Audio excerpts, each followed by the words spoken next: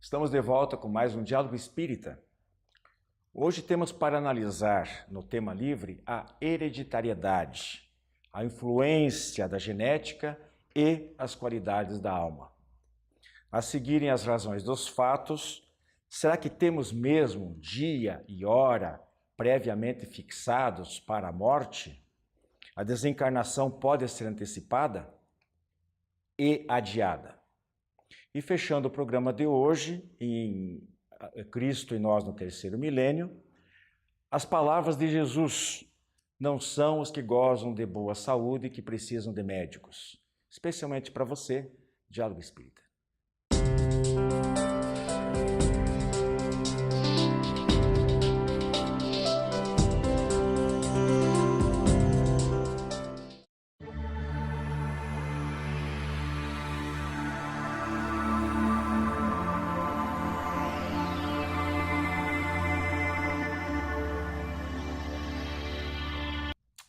Caros amigos telespectadores, amigos do Diálogo Espírita, nosso tema livre de hoje vai falar um pouquinho sobre hereditariedade, aquilo que vem, aquilo que é passado pela carga genética dos nossos pais, que nos faz ser assim como nós somos, né, perante o mundo, e aquilo que é próprio de cada alma, de cada espírito, que nós, espíritos, entendemos como fruto do processo de aprendizado, de progresso e evolução através das múltiplas reencarnações. Eu estou aqui na presença, na companhia do Joilson Mendes, do Gilberto Luiz Tomasi, que vão nos ajudar na exposição deste tema. Eu coloco para vocês de início, então, que os benfeitores espirituais, nas obras da codificação, eles nos colocam com clareza essa diferenciação, aquilo que é do corpo, né, as características somáticas, físicas, das qualidades morais e intelectuais. É isso mesmo? É, exatamente. O que vem do corpo é do corpo. O que é do espírito é do espírito. Nós herdamos os caracteres físicos, mas as nossas aptidões, as nossas vocações, isso é conquista do espírito ao longo dos milênios, das suas reencarnações, do seu aprendizado, do seu desenvolvimento. Vamos até encontrar no Evangelho aquela passagem, né? A cada um segundo as suas obras. Nós somos herdeiros de nós mesmos, Gilberto? Somos, com toda certeza. E, inclusive, existem algumas particularidades no campo da hereditariedade que demonstram algumas heranças que não têm nada a ver com caracteres biológicos dos ascendentes. São coisas que são próprias do espírito. Tem que saber fazer a diferença, tal qual o Joilson acabou de colocar. Muito embora isso seja muito difícil de ser entendido, principalmente por alguém que não aceita dessa forma, não tem essa visão que nós espíritas temos, né? Na questão 207 do Livro dos Espíritos, eles reforçam e complementam as informações anteriores de outras questões, né? Quando eles colocam que, eventualmente, porque pode ser que alguém questione isso, né? Por que em certas famílias, às vezes, pais e filhos têm tanta semelhança, não só física, mas também de comportamento, de temperamento, de propensões a vocações profissionais, a gente vai discutir melhor isso aí. Então, eles explicam que essas semelhanças morais e intelectuais, poderíamos acrescentar, elas são decorrentes de um processo de afinidade, né? De gostos, de desejos, de sentimentos. Então, eles se reúnem, como é normal, bons amigos, não quer dizer que sejam pessoas de bem. Pode ser bons amigos na maldade e bons amigos na bondade, né? Exatamente. Então, essa afinidade é que às vezes, dá a impressão que os pais transmitiram ali muito boazinha, essa está muito calma, muito paciente. Puxou para o pai, puxou para a mãe, né? Não é bem assim. Como você falou, esses são espíritos afins. Na espiritualidade, nós sabemos que existe uma lei, que é a lei que diz que os semelhantes se atraem. Então, são espíritos afins que muitas vezes já vêm caminhando ao longo de uma jornada juntos há bom tempo, e por isso dessa semelhança moral, essas características, como o Wilson comentou, seja para o bem ou seja para o mal. Isso acaba ajudando no desenvolvimento de algum tipo de projeto, provavelmente nós vamos ver mais à frente, de alguma aptidão, espíritos que já estão juntos há muito tempo e talvez até tenha um gene do pai, né, que seria o precursor do projeto a ser desenvolvido, também pode ser, né? Aqui eu listei, o Joilson e Gilberto, a gente faz aquela pesquisinha, pega as nossas velhas anotações, porque ninguém também tem tudo de memória. Alguns casos, nas duas situações, de pais que tiveram pais geniais, pais ilustres, né? Grandes luminares da intelectualidade ou mesmo da moralidade, que tiveram filhos medíocres. E outros pais medíocres, medianos, quando a gente fala medíocre não é no sentido pejorativo, mas é como somos a maioria de nós, medianos, né?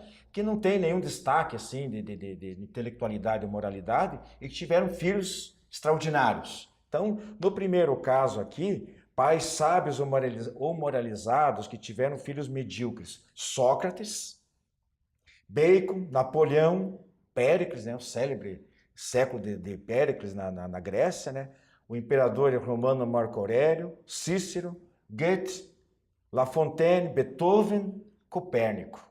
Então vejam que são vários casos. Isso já, eu vou citar o outro lado também, mas só para a gente reforçar, que desmentem a eventual teoria de que tudo é herdado de pai e de mãe. É gênio, vai ser genética. genética, né? Não é. No caso inverso, nós temos aqui o Descartes, né? Foi citado o Copérnico aqui, acho que deve ter algum engano, Galvani, Eidel, Spinoza, Immanuel Kant, Kepler, Locke, são figuras da filosofia, eminentes filósofos, né? Eu lembro, vocês devem conhecer essa história do cérebro de Einstein, né? Que foi fatiado e você chegou à conclusão que não tinha nada de especial. Ele tinha realmente alguns lobos occipital, Lobo temporal, frontal, um pouco mais desenvolvido, né? Mas não tinha nada de especial que justificasse toda a genialidade dele. Em vão, os cientistas vão tentar encontrar no cérebro das pessoas as aptidões, as capacidades intelectuais e morais que o indivíduo apresentava durante a vida. É verdade. E essa hereditariedade, então, psíquica ou espiritual, sei lá, transcende, então, as barreiras da hereditariedade fisiológica. Tem que saber separar as coisas, como você bem colocou.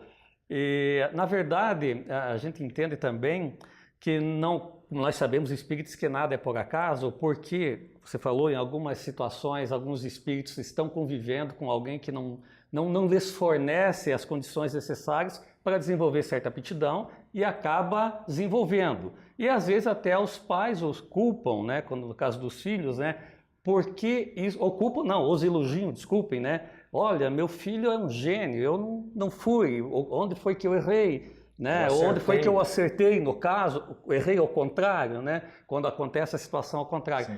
É difícil de analisar de forma assim, esclarecedora para quem não é espírita. Nós estamos falando aqui também da bagagem que nós trazemos.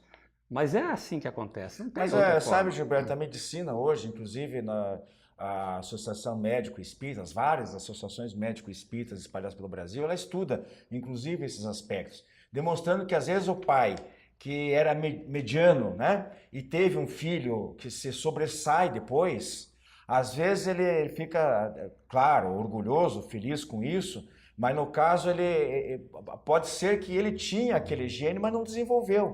Aquele gene não ativou e foi aparecer no filho, porque para ele a missão dele naquela encarnação não era ter aquele desenvolvimento numa área específica da física, da química, qualquer que seja. Né? Dele ficou apenas em nível potencial, mas acabou reaparecendo no filho. E veja então a necessidade de reencarnar exatamente com aquele núcleo familiar. Porque o gene está lá no pai. Está no pai, mas não era para o pai, era para o filho. E aí nós vemos também a questão do que o Espiritismo nos traz, esse estudo das reencarnações, de compreendermos. Porque se a pessoa não tem esse conhecimento, não entende, para ela vai ser o quê? Não, tudo é um dom de Deus. Vai achar que tudo foi um dom de Deus para aquele. Poxa, mas que Deus é esse então? Ou culpa de Deus que não me ajudou. Ou culpa de Deus que não ajudou, né? Então aí a gente fica pensando, poxa, mas que Deus é esse que privilegia um em detrimento de outro? E a gente sabe que não é assim, que isso é a bagagem que o Espírito vem trazendo ao longo dos milênios das reencarnações. Uma outra situação também bastante comum e bastante estudada, para quem gosta de se aprofundar um pouquinho mais, é o caso de gêmeos, da mesma maneira, de irmãos gêmeos univitelinos, principalmente, né? Às vezes o comportamento de um é praticamente o idêntico do outro, afinidade, e às vezes são completamente opostos. A regra deveria ser a mesma, ou para um lado ou para o outro, mas não é assim que funciona. Às vezes tem gêmeos com aptidões, com gostos, preferências em tudo completamente diferentes, né?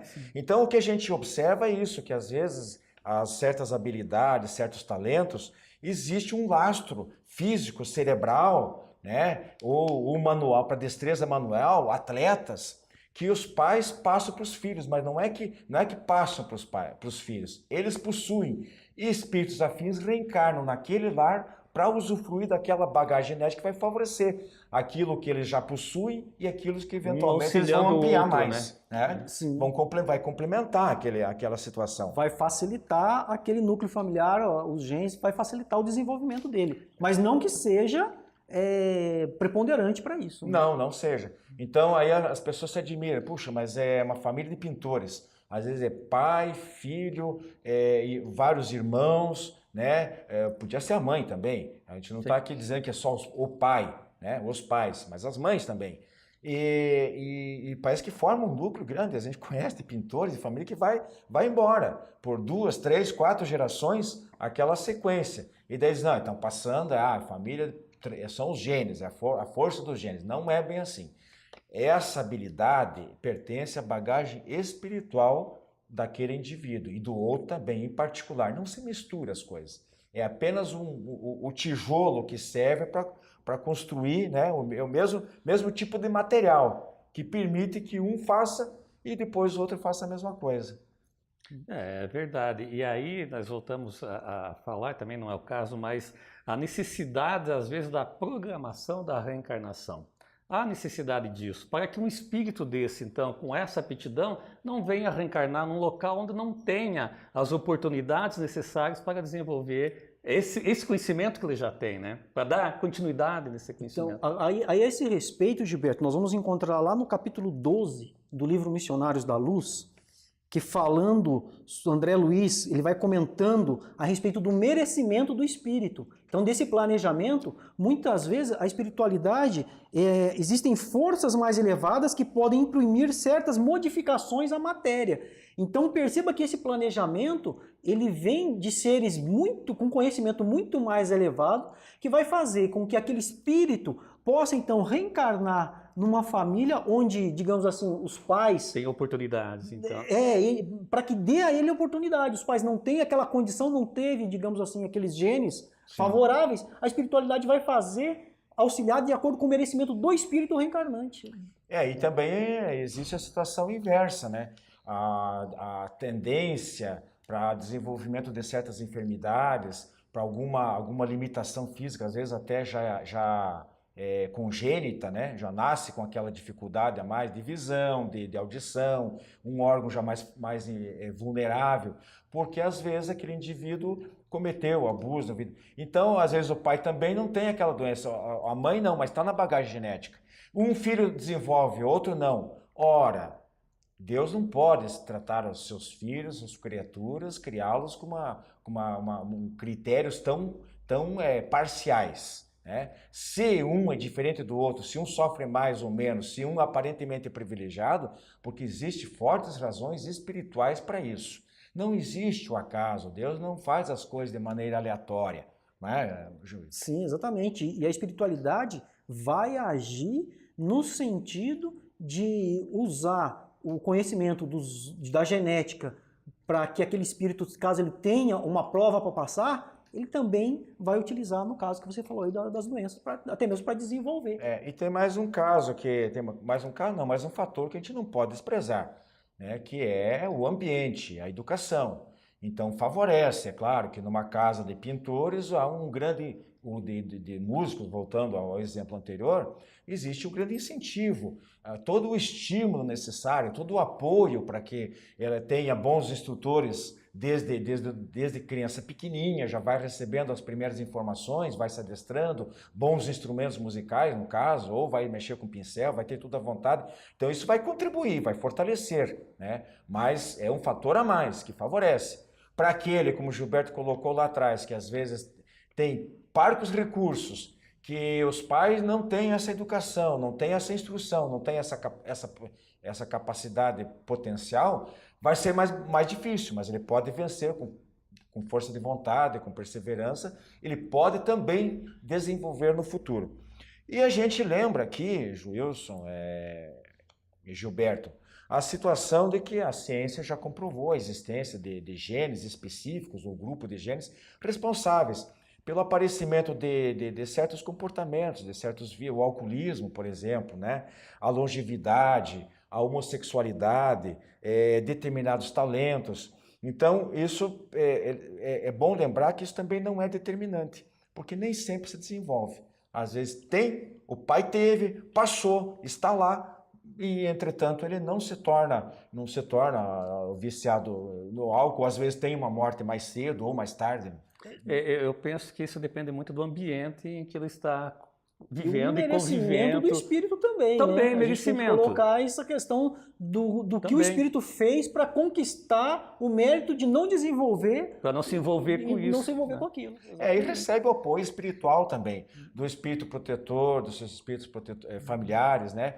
Que vão tentar isolar ele, não vão ficar no alcoolismo, né? Vão tentar conduzi-lo para um ambiente sadio, dentro de casa, depois que se torna adulto, constitui a sua própria família. Então, tudo isso é um cuidado especial. Agora, se ele também não se ajuda, é possível que ele acabe sofrendo a queda e resvalando no vício. Né? Com certeza. Bem, meus amigos, nosso tema livre fica aí. A gente procura sempre trazer esses assuntos à tona para despertar o interesse, a curiosidade. Procurem, a gente sempre fala, uma casa espírita, procure a literatura espírita, onde esses temas podem ser desenvolvidos e estudados de uma maneira bem mais ampla, com muito mais calma. Claro, que a gente em 15 minutos não tem condição de passar todas as informações e a gente também não as possui todas. Então, fica o nosso convite, conheça a doutrina espírita, procure uma casa espírita, procure a literatura espírita, que você vai ver que é uma ciência, na verdade, uma filosofia e religião maravilhosa, tem muito a contribuir para o teu bem-estar, para o teu progresso espiritual. Até mais. Clube do Livro Espírita de Curitiba, mais de 2 décadas consolando corações, iluminando consciências. Associe-se e tenha o melhor da literatura espírita em sua casa. Descontos de até 60% no preço de capa e no primeiro ano ainda ganha uma assinatura grátis do jornal Comunicação Espírita. Acesse também a nossa fanpage no Facebook da AD Paraná. Associe-se agora e contribua para a manutenção deste programa.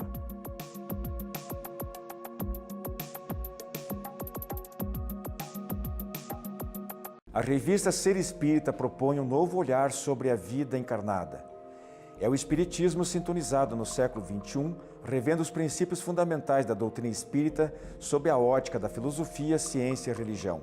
Nesta edição, o destaque é para a entrevista com o médium Mauri Rodrigues da Cruz, fundador da Sociedade Brasileira de Estudos Espíritas, imperdível. Para conhecer os demais fascículos, visite o site www.serespirita.com.br.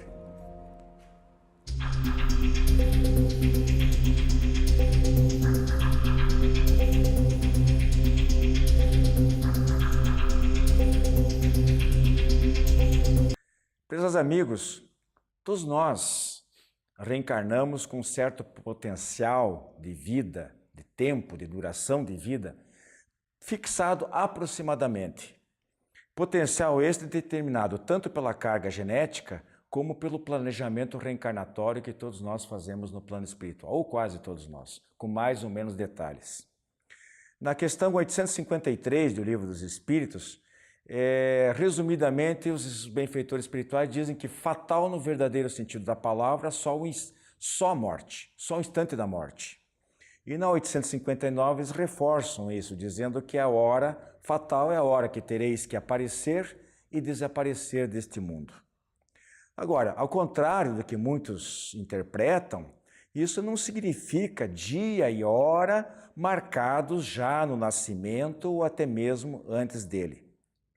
Para o autor Deolindo de Amorim, no livro Espiritismo em Movimento, a questão 853 estabelece um princípio geral. Princípio geral. De fato, se assim fosse, né, que tudo já estivesse previamente determinado, a gente não precisava nem ir a médico, porque não ia fazer diferença. Se a gente não vai morrer antes e não vai morrer depois de um certo dia, de uma certa hora, para que fazer prevenção? Deixa a coisa correr à vontade, que vamos morrer no dia certo, na hora certa, normalmente. Não é verdade? Dispensaríamos os cuidados médicos, incluindo a medicação, o que é um verdadeiro absurdo. Então não é bem assim, depende muito do nosso livre-arbítrio de levar a termo, de usar até o final esse potencial, que às vezes nós falamos não apenas de vida, mas de fluido vital. E não é nem uma quantidade fixa de fluido vital, é a capacidade dos órgãos, do organismo físico, do corpo, de absorver fluido vital que é renovável na natureza. Então é diferente, não é apenas um tanque de combustível que nos é dado para a vida toda. Acabou aquele tanque, acabou. Não, é a capacidade, digamos, talvez o nosso poder aquisitivo de encher um tanque, 2 tanques, 3 tanques de combustível para chegar até o nosso destino final, que seria o total da nossa existência. Então, no caso das abreviações, quando a vida acaba antes da hora, que pode sim acontecer, é um dos exemplos nos acidentes que poderiam ser evitados. Dirigir e matar ou morrer a 150 km por hora, minha gente, não é destino, não é fatalidade, é assassinato ou suicídio. Aliás, o suicídio é um dos exemplos mais práticos, mais típicos, né, de abreviação da existência. O indivíduo corta os laços da vida material antes da hora determinada que ele tinha pela frente. Mas não é o caso único, né? A falta, o atraso no socorro, de novo, a um acidentado, por exemplo, ou a negligência de pessoas responsáveis quando no atendimento de uma pessoa vítima de um ataque cardíaco ou na porta de um hospital, como nós temos infelizmente, a nossa realidade brasileira, isso não é destino, isso não é fatalidade. Aquela pessoa não ia morrer naquela hora, mas morreu. Morreu por quê? Porque não houve o atendimento devido. Então, significa que houve uma antecipação da morte, sim. Agora, no caso de homicídios também, uma vez que os Espíritos nos explicam que não há ninguém que venha determinado a tirar a vida de ninguém, porque isso é uma questão moral, e o livre-arbítrio dele sempre vai decidir se ele deve, ou pode, ou não deve, ou não quer fazer aquele ato, as vítimas, eventualmente, desse assassino, também, de certo, não estavam marcadas para morrer. Foram, exceto algumas situações específicas, onde às vezes até o indivíduo solicitou, antes de reencarnar, passar por uma situação idêntica, talvez aquela que ele tenha submetido alguém numa encarnação anterior. As 50 mil vítimas por mortes violentas, assassinatos no Brasil, elas não representam um estado de expiação ou de destino previamente fixado. É claro que existe um contexto geral mais amplo, mas, de modo geral, é uma violência gerada agora, aqui, no presente, por uma série de conjunturas econômicas, sociais, etc. E há o caso também dos adiamentos, as moratórias, em que, às vezes, por mérito pessoal ou necessidade de concluir alguma tarefa, o espírito permanece na carne, permanece encarnado, assessorado pelos espíritos que reforçam a transmissão de fluidos vitais para que ele possa viver mais um pouco na carne. Disse que Chico Xavier, por exemplo, teve uma moratória significativa, um prolongamento da sua existência, dada a importância da sua missão. E a gente cita aqui, para arrematar, citações que confirmam aquilo que nós estamos afirmando agora. No livro Missionários da Luz, página 227 e 228, no livro Interferência dos Espíritos, Aprendendo sobre os Espíritos, de Flávio Távora Pinheiro, e no livro Lições de Sabedoria, do Newton Boechat, além da questão 424 do Livro dos Espíritos, que reforçam, sim, que há antecipações e adiamentos da morte. Meus amigos, nosso programa de hoje fica por aqui. Aliás, tem ainda o Cristo e nós no terceiro milênio. E voltamos na semana que vem. Muita paz a todos.